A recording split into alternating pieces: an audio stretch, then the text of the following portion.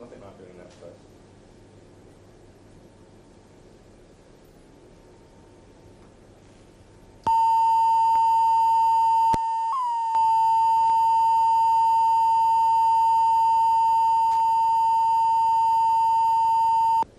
Ten, 9, 8, 7, 6, 5, 4, 3.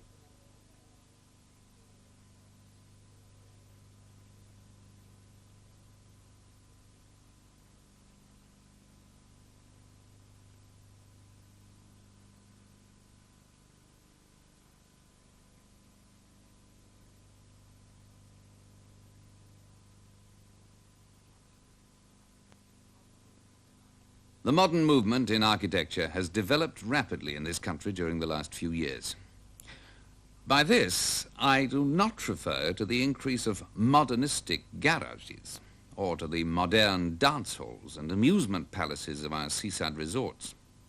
While at first glance these imitations may seem to point to a growing interest in contemporary design, on closer observation it becomes clear that they are not only misguided effort, but even a positive danger.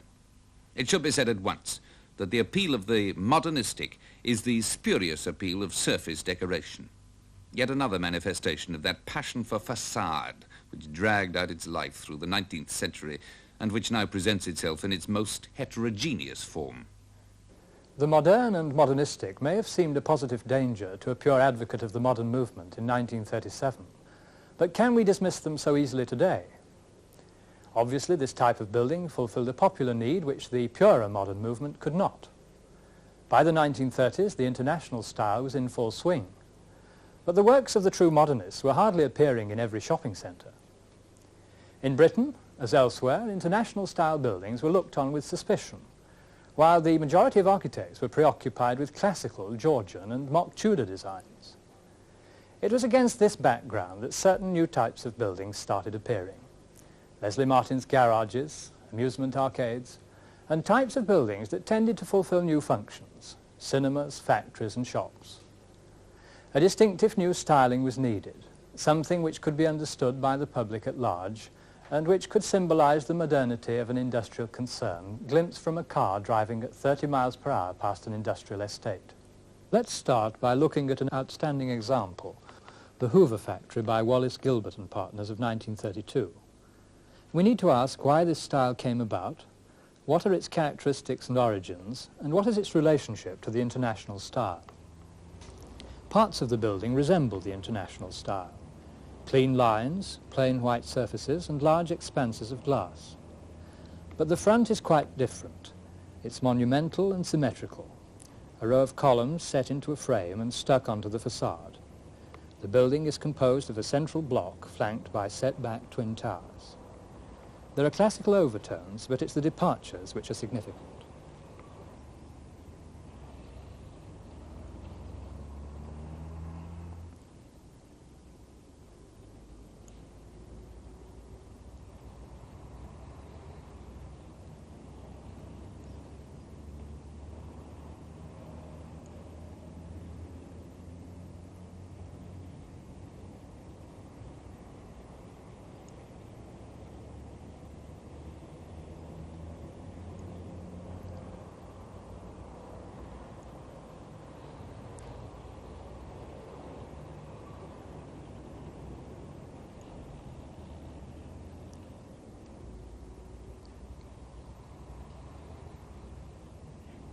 This Assyrian winged scroll forms the base of this dogtooth moulding.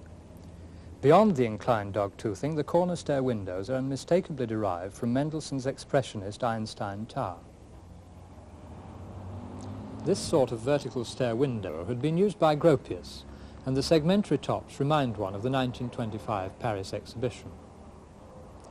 Around the windows, a band of blue faience separates the capping of the tower from the lower part. The incision made by the windows links the two parts.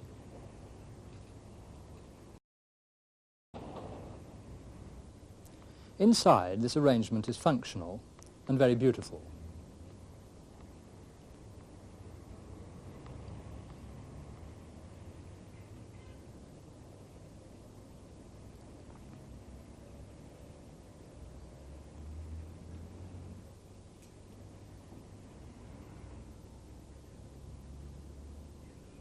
So what appears to be a rather wayward form of eclecticism on the exterior turns out to be a very successful means of lighting a staircase.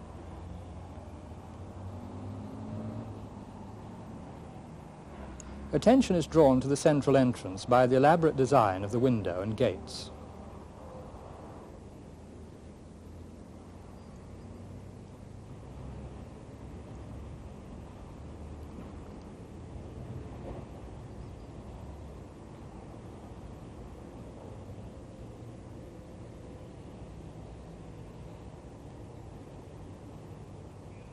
The sunray motif is a symbol of life-giving energy and power. Again, the interior result is well calculated, both from a decorative and lighting point of view. This canteen block was added later, in 1938. Its front presents a wide range of modernistic elements. The V-shaped window flanked by streamlined fins, the curved glass wraparound windows. Once again, the styling is concentrated on the front, and the stair towers are in a more simple idiom which at first seem at variance with the main facade, until we realize they are conceived as part of the side elevation. On top is a glass belvedere. From here we can see the more straightforward design of the sides and backs of the buildings.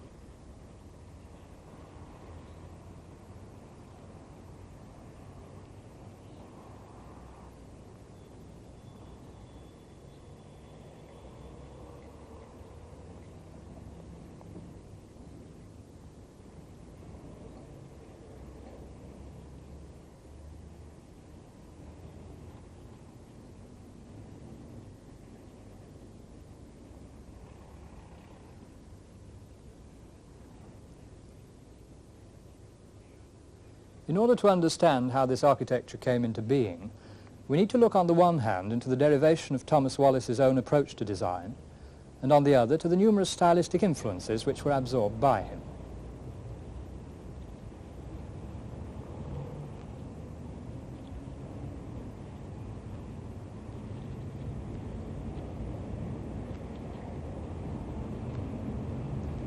The clear distinction between the simplicity of the working parts of the building and the elaboration of the main facade could well fit Leslie Martin's term spurious appeal of surface decoration, and that passion for facade which dragged out its life through the 19th century. But we have to admit that the handling of the facades is really very good. We also should recognize that Wallis made a logical distinction between the functions of back and front. They each do a different job. The one is the working part of the building, and the other is the public face, which projects a dynamic commercial image of a modern industrial concern. Douglas T. Wallis wrote in The Architect, 1929, During the past 10 years, the design and planning of British factories have tremendously improved.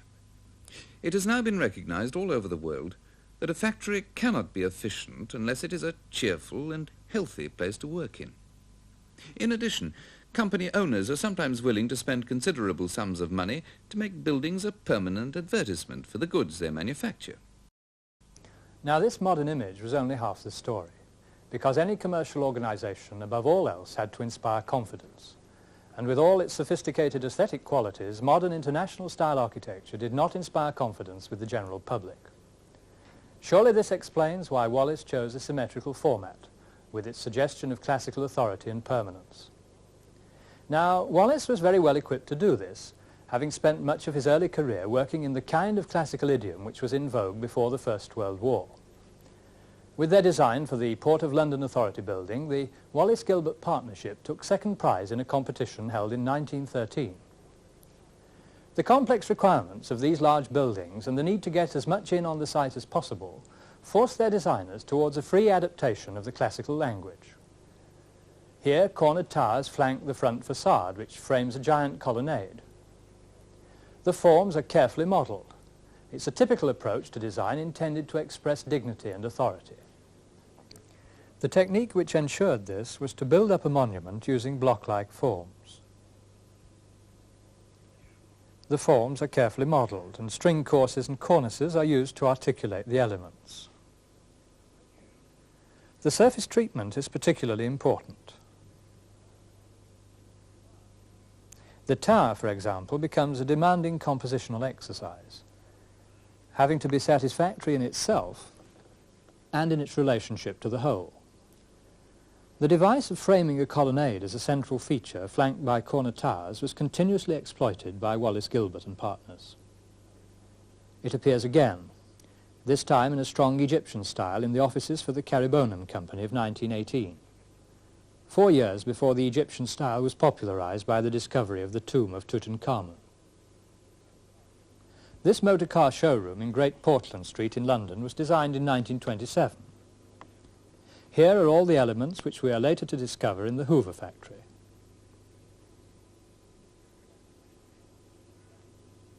The factory is composed of solid blocks and slabs. The main block, the two set-back towers, and in front the projecting slab onto which the framed colonnade is stuck. We have seen how this technique derives from classical academic architecture. Despite its reinforced concrete structure, the block-like composition depends on the principles developed from traditional masonry load-bearing construction. If we compare this to the approach of a modernist such as Le Corbusier, the difference is that instead of being based on a build-up of solids, his buildings are made up of an interaction of planes, membranes and solids.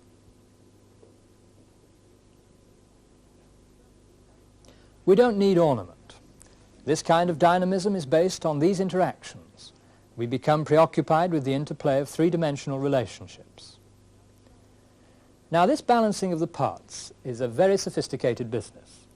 Very few people understood it, and very few architects could do it really well. The Hoover factory is symmetrical, and this kind of balancing of elements is not difficult.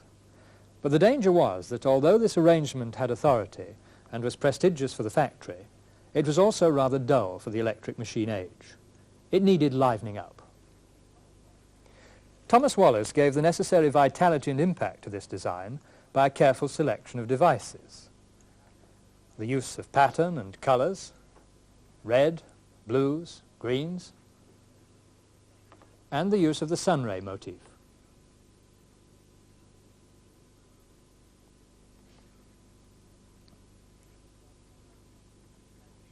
The use of jagged columns,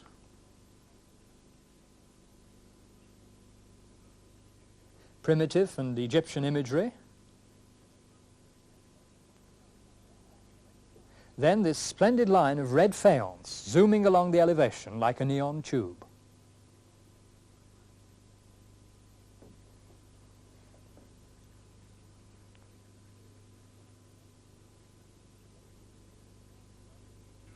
The most interesting thing about all this is that they used tricks, because this is what they were, these various devices, with all the sensitivity which their classical training had given them, so that the result is far from being a messy hodgepodge.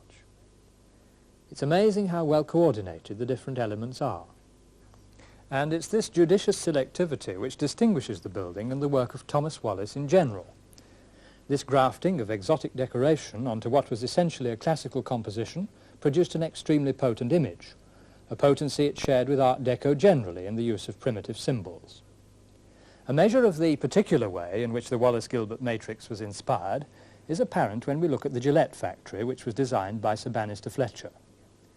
Once again, we have the build-up of blocks, the symmetrical format, which in this case becomes emphatic by the positioning of the central tower, giving it an almost municipal sense of authority. The academic soundness of this design is indisputable, and its imagery is one of dignified formality.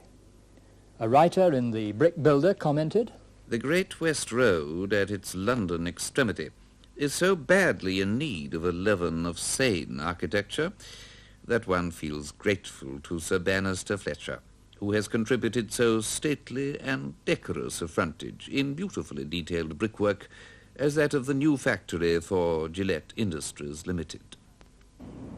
The building stands a slightly formidable frontispiece to what the Brick Builder considered the less sane factories that flank the Great West Road, mostly designed by Wallis, Gilbert and partners.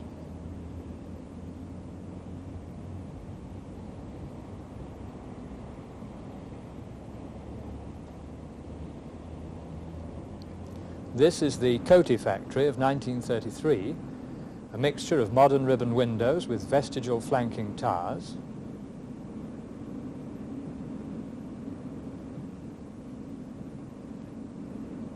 this small classical temple is clad in white and black faience.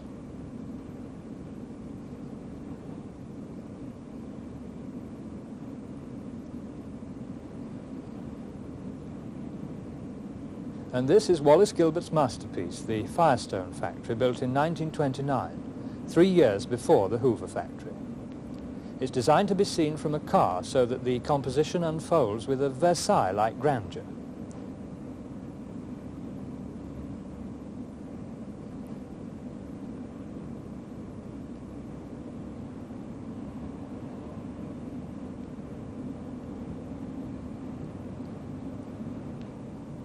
Notice the railings and bollards, and this monumental entrance.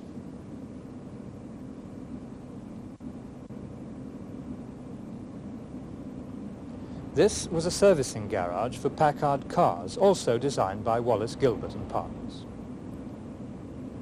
And here is their Pyrene factory, built in 1930 and directly opposite Firestone.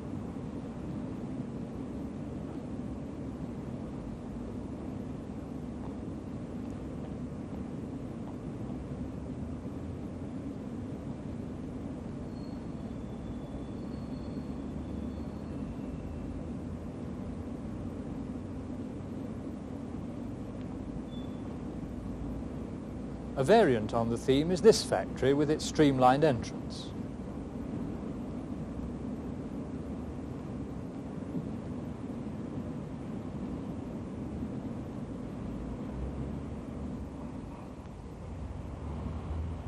The inventiveness of this cascading stair gives the obligatory glamour to an otherwise serious composition.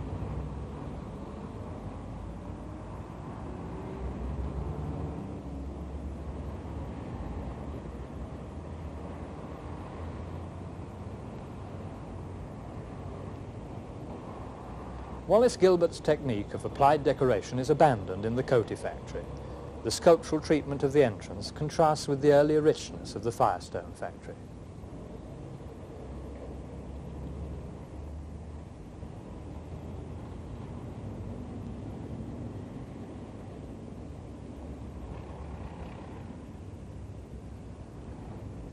We have the familiar Wallis Gilbert composition with twin towers and framed colonnade. Although the building is simpler than the Hoover factory, we find the same kind of exotic details.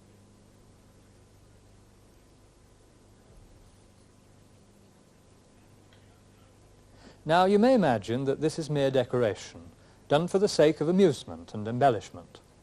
But when we examine the way the decoration is used, we discover that it is handled very precisely to articulate the forms.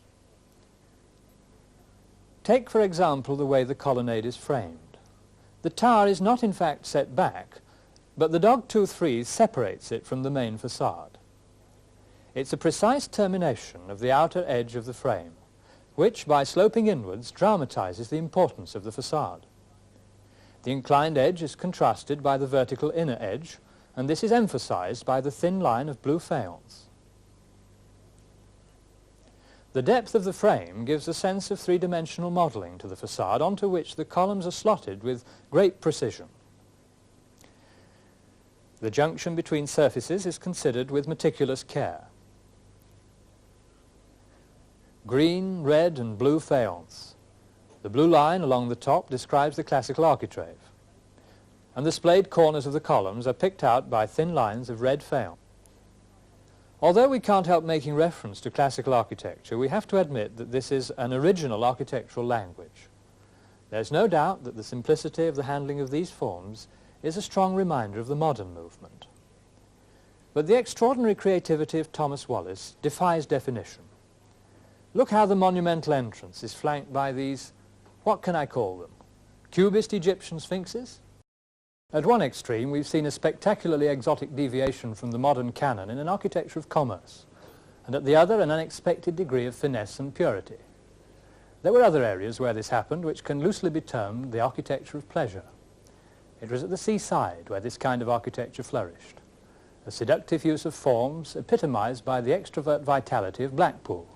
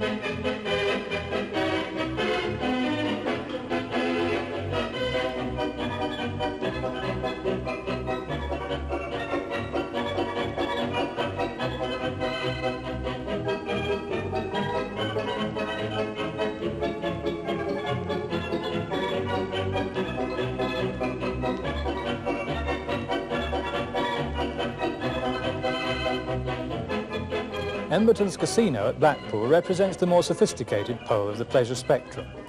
Its large expanses of glass and curvilinear forms have a purity which takes this building into the international style. At Frinton-on-Sea, Oliver Hill built an estate of modest seaside villas in a completely different key to the flamboyance of Blackpool. This is not just facade. Here the sweeping curve is designed not only for its elegant external appearance, but also to create a sumptuous interior with panoramic views towards the sea.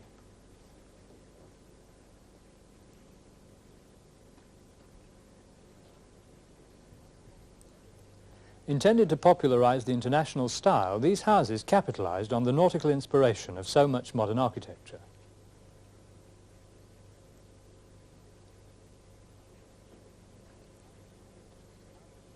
The houses display an inventive and free adaptation of a wide range of modern imagery with certain constants. The flat roof, balconies with plain railings, wrap-around windows. You may think that some of these houses belong less to the new vernacular of the moderne and more to the international style itself. In fact, some of the residents found them too austere and went to some lengths to humanize them. This house perhaps comes closest to Le Corbusier's ideals in its positive handling of volumes and original utter simplicity. There is a roof terrace with its solarium and a lower level terrace with access from the main bedroom. This forms a cascade of terraces stepping down to the garden. As we have seen, some aspects of popular 30s architecture induced the wrath of the serious modern theorists. Facadism and decoration were anathema, a regression to the decadence of eclecticism. But it's the challenge which these buildings pose to the purists which makes them so interesting today. It's only in recent years that people have become aware of the limitations of too rational a kind of architecture and have acknowledged the need for a more popular range of emotional content. In retrospect, we may feel that it was the seriousness and high intellectual content of the modern movement which helped alienate its buildings from the public. The factory world of the moderne had vigour, sophistication, and its own integrity. With the passage of time, the monuments to the style now have a unique and original flavour, because they so accurately mirror their times.